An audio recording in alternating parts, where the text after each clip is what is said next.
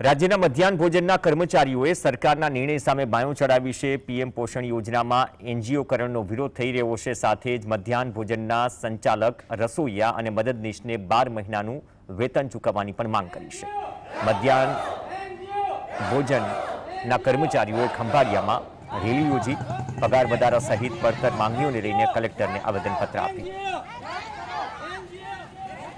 गुजरात राज्य ની અંદર અન્ય માનદ વેતન ધારક ને જે વેતન મળે એ વેતન અમને મળે એ અમારી માંગ છે। એનજીઓકરણ રદ કરવા દર વર્ષે અમારા સંમતિ પત્ર વારંવાર ભરવા જોઈએ। મને 53 વર્ષ થયા, કોઈને 60 થયા હોય તો એને વારંવાર રિન્યુ માટે શા માટે? અમે 37 વર્ષથી નોકરી કરી અને 1984 ની અંદર જ્યારે ગુજરાતની અંદર કુપોષણનો રેશિયો લિમિટ 12 હતો તો ભારતના આખા ગુજરાત રાજ્યની અંદર કુપોષણનો રેશિયો ઘટાડનાર પીએમ પોષણ શક્તિ નિર્માણ યોજનાના સંચાલક, રસોઈયા અને મદદનીશ યોદ્ધા તરીકે કામગીરી કરી છે। તો ગુજરાત સરકારને અમારી એક નમ્ર વિનંતી છે કે અમારા સંચાલક, રસોઈયા અને મદદનીશને અન્ય ના જેમ અમને વેતન મળે અને અમારી ગણના કરી અને અમને 12 માસનું વેતન આપે। જય હિન્દ। આજનો કાર્યક્રમ શું હતો? આજનો કાર્યક્રમ મામલતદાર કચેરી ખંભાળિયાથી અમે આને અગાઉ 3 આવેદન રજૂ કરેલ છે।